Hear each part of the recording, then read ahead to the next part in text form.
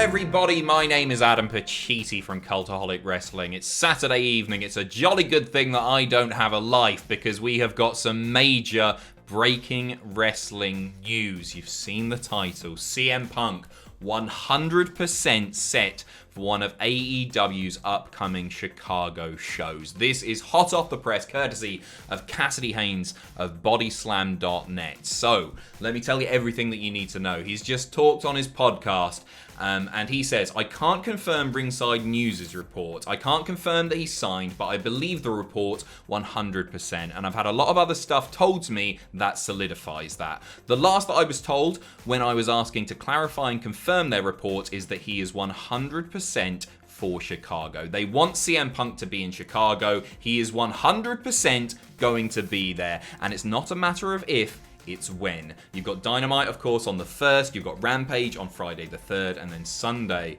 is All Out. So it's going to be one of those three shows. That Ringside News report that he's talking about there yesterday, Ringside News reporting that he has indeed signed with AEW. And their report stated a source confirmed that Punk signed this morning. That's yesterday. Obviously, there's a lot of excitement over this deal. It was not confirmed when he will debut, but we were told that Punk will be on TV nearly every week. So, very, very exciting stuff. Cassidy Haynes is the guy that broke the Bryan Danielson news earlier this week. It's been a hell of a week for wrestling news, that's for sure. And if you want me to add a little bit more fuel to the fire, somebody's just noticed that very, very recently, Living Colour, who of course perform CM Punk's theme song, Cult of Personality, have just followed AEW on Instagram. So there's a little bit more fuel to the fire for you. This is incredibly, incredibly exciting stuff. If the Bryan Danielson news turns out to be true, then that's a bit of a game changer for AEW. But CM Punk has, like Bryan, such a huge following. It's the sort of thing that will put so many eyes on AEW's product. And I mean, what else do you say about it? We've been talking about a potential CM Punk return, well, for as long as I've been doing this job, to be honest. But things seem to finally be inching closer and closer. All signs and a few reports now saying that he has indeed signed with AEW. We will keep you updated. Sticking with Punk now, Kenny Omega has appeared on Wrestling Observer Radio, and he said some very, very interesting things about Punk and about Bryan Danielson. This is what he said about Danielson. He was able to kind of turn everything around and emerge as a megastar because he's smart enough in a wrestling sense and a business sense. Just like in ROH, how he was able to have those fans in the palm of his hand, he's able to have the entire WWE universe in the palm of his hands with one word. Really, the only other person I can think of that did that was Austin with What. There's nobody else I can think of who had that much power with one word. And wrestling ability, of course, second to none. One of the most crisp, one of the most technically sound athletes to ever step foot in the ring, especially in the current age. He then moves on to Punk. It gets a little more interesting very soon. CM Punk, a guy who probably has a different line of thinking than your current day performer, your average performer, and he has this incredible reputation, and he has fans to this day who would follow him to the ends of the earth.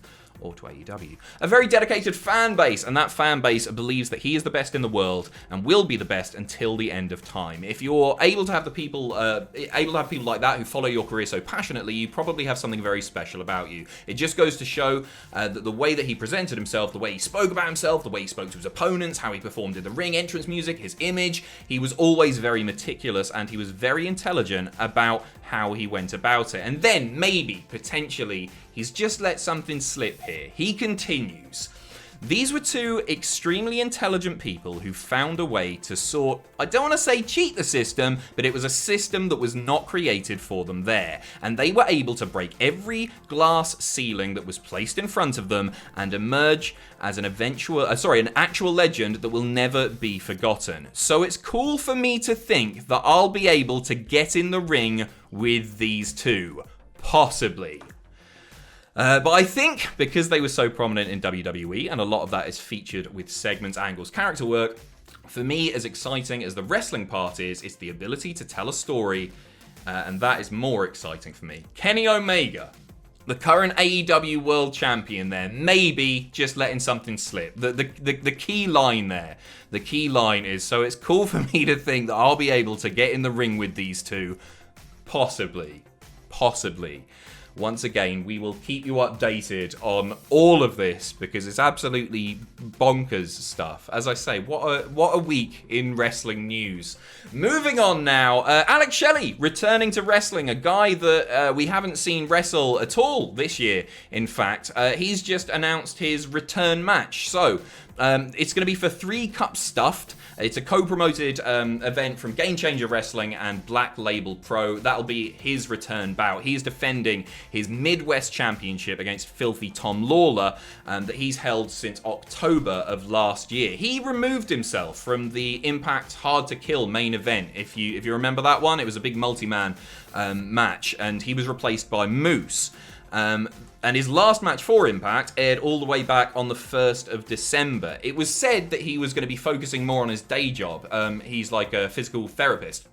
And it was said that he wanted to do more of that. So this doesn't necessarily mean a full-time return to wrestling for Alex Shelley. It almost certainly doesn't, in fact. The fact that he has that title means that I would say that this could be a bit of a one and done. Maybe he's looking to drop that title to Tom Lawler, to Filthy Tom, and then say his goodbyes from that particular promotion once again to focus on his full-time job. But again, time will tell. He's one of the best to ever do it in TNA. Like Motor City Machine Guns, my favorite Impact TNA tag team ever. They were so class, and that little reunion that we got, just absolutely lovely stuff. And we are finishing things off. John Cena has had a wrestling match. Oh, it was after SmackDown. It's not a big one or anything, but it's quite interesting. And you know what? If you were there live for the show, congratulations. You got to unexpectedly see John Cena wrestle last night. So in the Dark Match main event, which will of course not air anywhere, but if you want to see it, the footage and the pictures are all over Twitter right now. He wrestled in a 6-man tag team match, teaming up with Rey and Dominic Mysterio to face Roman Reigns and the Usos. Roman Reigns apparently didn't do that much in the match. They're really leaving as much of Cena and Reigns getting physical, of course, for SummerSlam, even though Finn Balor says he's getting involved now. You saw SmackDown. So yeah, it looks like I mean, that's just awesome, isn't it? It's just really, really fun. I guess he's not a guy that's going to develop much ring rust because he's been doing it for so long, but what a way to send the fans home happy. That's it from me.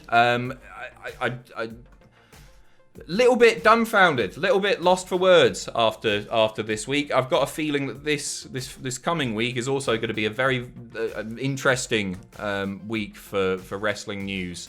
So there's your unexpected Adam Pacitti Dark Match news video. According to a report, CM Punk 100% for one of those upcoming AEW Chicago shows. Goodness gracious me. Enjoy the rest of your weekend. I'll see you soon. Bye.